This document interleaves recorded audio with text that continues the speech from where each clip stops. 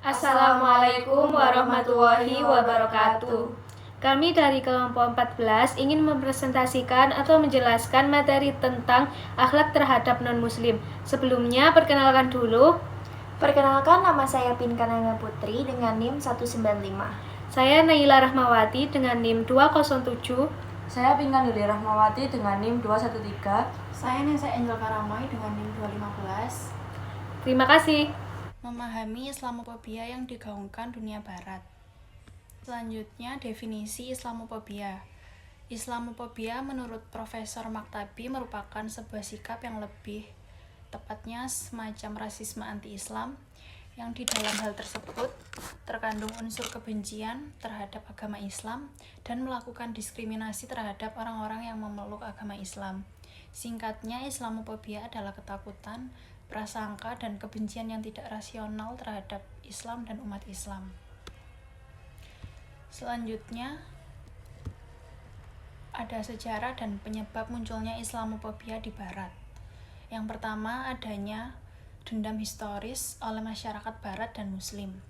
Kaum Barat telah lama ditaklukkan oleh Islam melalui hegemoni khilafah Islam selama berabad-abad, hingga meletusnya Perang Salib yang merupakan pondasi pertama dari penentuan sikap Barat kepada kaum Muslim.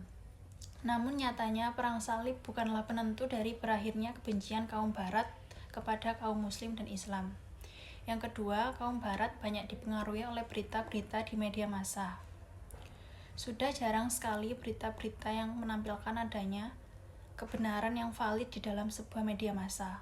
Hal ini terjadi pada Islam dan kaum Muslim di mana media massa Barat sebenarnya dipengaruhi oleh media massa Muslim Iran atau Syiah yang tidak menampilkan Muslim yang seutuhnya. Yang ketiga, ada meningkatnya jumlah imigran Muslim di Eropa. Konflik berkepanjangan yang terjadi di wilayah Timur Tengah menimbulkan suatu isu permasalahan. Banyak pengungsi yang mencari wilayah lebih aman dari wilayah asalnya untuk bertahan hidup.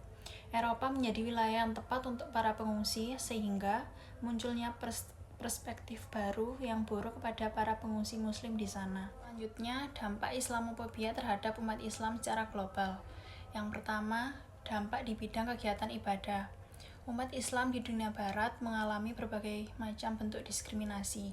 Dari segi ibadah, masyarakat Muslim yang mendiami benua Amerika dan benua Eropa tidak memiliki keleluasan untuk beribadah. Yang kedua, dampak di bidang pendidikan. Warga Muslim yang mengenyam pendidikan di wilayah negara barat cenderung diasingkan atau dikucilkan.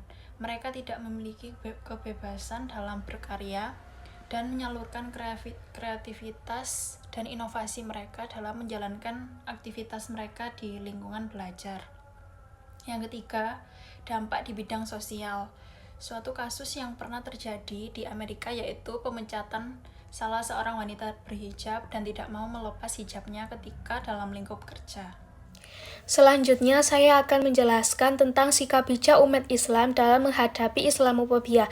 Yang pertama yaitu kita harus bersikap cerdas dan memiliki pandangan luas sesuai dengan ajaran damai Islam. Sejauh yang mengangkut penghinaan, kebencian, penodaan, dan segala bentuk penistaan terhadap Islam, Nabi, dan segala aspek keislaman, maka dapat dilakukan melalui jalur hukum yang semestinya. Yang kedua ada menjauhi sikap main hakim sendiri yang bertentangan dengan hukum dan nilai luhur kemanusiaan semesta. Bersamaan dengan itu, penting untuk kita terus mempromosikan dan menampilkan pandangan serta praktik Islam yang mencerdaskan, mendamaikan, menyatukan, mencerahkan, dan menjadi rahmatan lil alamin.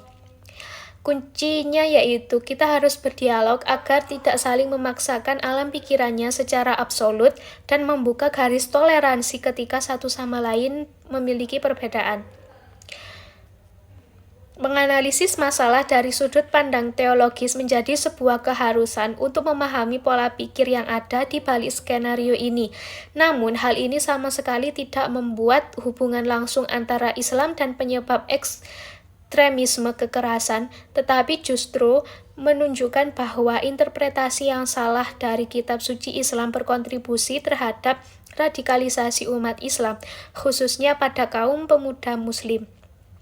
Bagi kaum muslimin sendiri, penting untuk seksama dan waspada menghadapi pandangan negatif tentang Islam seperti Islamofobia ini dan isu radikalisme ekstremis Islam dengan orientasi muwajahah atau bisa disebut aksi konstruktif, baik dalam ranah pemikiran maupun praktik berislam. Yang ketiga yaitu kita harus terus menyuarakan dan mempraktikkan keteladanan Islam yang berkeadaban mulia dan rahmatan lil alamin. Sebagaimana misi Islam melalui para mubalik,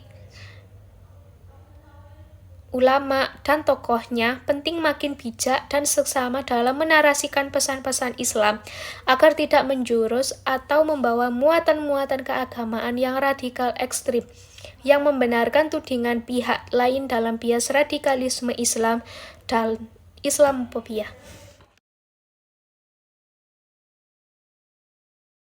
Selanjutnya, pandangan Islam terhadap LGBT berdasarkan Al-Quran dan hadis. Pandangan Islam terhadap homoseksual adalah suatu perbuatan yang menyimpang dari ciptaan Allah Subhanahu wa Ta'ala. Mayoritas dari cendekiawan Islam sepakat bahwa perilaku LGBT, termasuk homoseksual, adalah dianggap haram. Mereka mempercayai bahwa melakukan seksual sesama jenis adalah berdosa dan hasrat seperti itu harus dilawan dan ditolak dengan cara berdoa, bersedekah, dan berlindung kepada Allah Subhanahu wa Ta'ala. Allah telah berfirman pada Quran Surat An-Nisa ayat 1 dan Quran Surat Ar-Rum ayat 21 yang menyatakan bahwa manusia diciptakan sesuai fitrahnya, yaitu sebagai makhluk hidup yang berpasangan, dan tentang orientasi seksualnya juga telah diatur didasarkan pada pasangannya, sehingga sebagai suami istri bisa melanjutkan keturunan. Telah diwahyukan juga dalam Quran Surat Al-A'raf ayat 80 menjelaskan bahwa aktivitas homoseksual merupakan perbuatan keji yang termasuk bagian dari perbuatan zina. Perbuatan keji atau al-fahisyah merupakan perbuatan yang sangat kotor dan tercela sehingga Allah Subhanahu wa Ta'ala memberi peringatan kepada manusia untuk menjauhi perbuatan keji baik secara langsung atau terselubung. Berdasarkan tafsir Al-Manar, diberi gambaran bahwa Allah Subhanahu wa Ta'ala telah mengutus Nabi Lut untuk memperbaiki perbuatan dan akidah dari kaumnya yang bertempat tinggal di tepi laut mati, yaitu negeri Atma, Sabubim, Sadum, dan Bala. Selanjutnya, penjelasan hukum fikih mengenai LGBT. Yang pertama ada homoseksualitas, yaitu gay atau lesbian. Terdapat dalam Quran Surat Al-A'raf ayat 80-84 mengenai kisah Nabi Lut. A'udzubillahi minasyaitonirrajim. Bismillahirrahmanirrahim. Wa lutan id qala liqaumihi atunal fahisyata ma sabaqakum biha min ahadim minal alamin. Yang artinya, dan kami juga telah mengutus Lut ketika dia berkata kepada kaumnya, mengapa kamu melakukan perbuatan keji yang belum pernah dilakukan oleh seorang pun sebelum kamu di dunia ini? Innakum la ta'tuna rijala syahrotam min dunin nisa bal antum qaumum musrifun. Sungguh kamu telah melampiaskan syahwatmu kepada sesama lelaki, bukan kepada perempuan. Kamu benar-benar kaum yang melampaui batas. Wa ma kana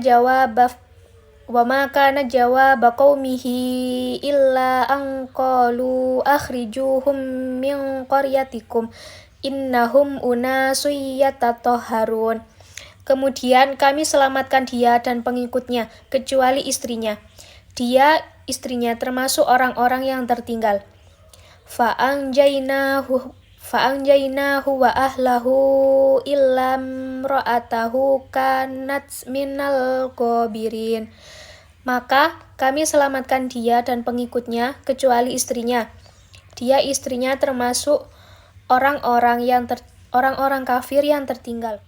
Wa amtarna 'alaihim matara fanzur kaifa kana 'aqibatul mujrimin. Kami hujani mereka dengan hujan batu.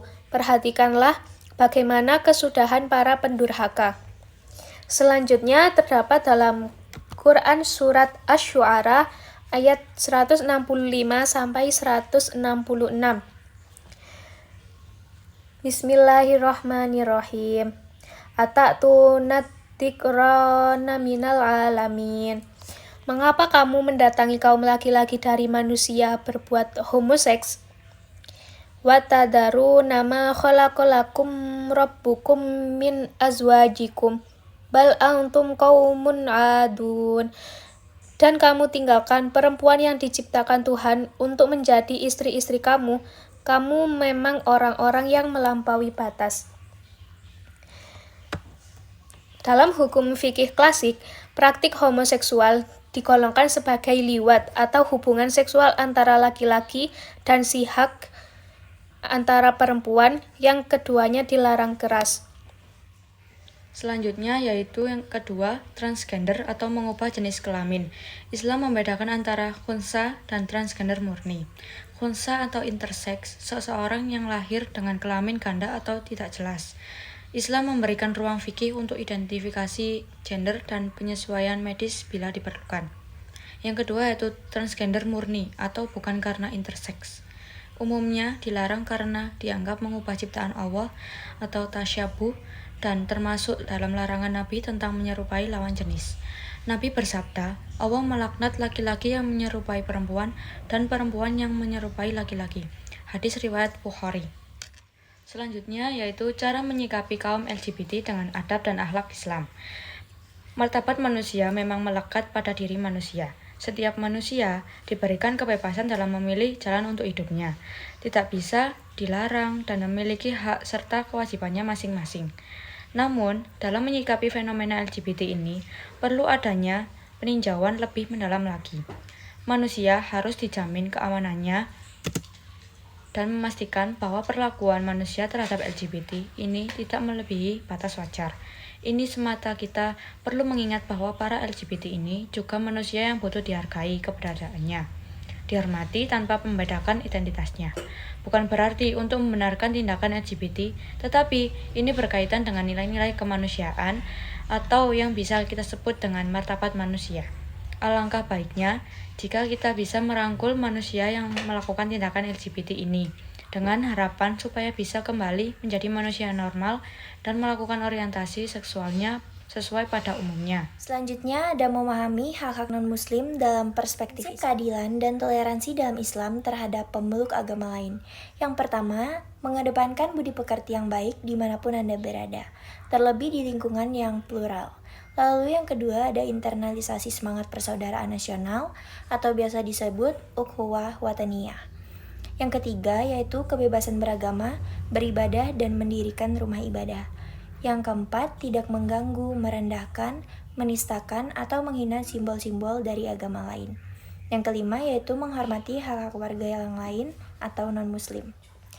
Contoh perlakuan Rasulullah SAW terhadap non-muslim. Nabi Muhammad merupakan pemimpin yang terbaik di dunia. Hal ini bukan hanya diakui oleh umat muslim semata, tapi juga diakui oleh non-muslim.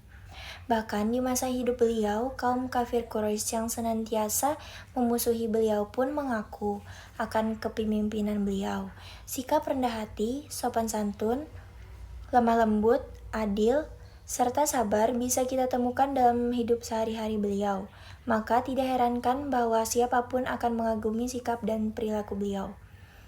Yang pertama contohnya yaitu menjunjung tinggi nilai kemanusiaan.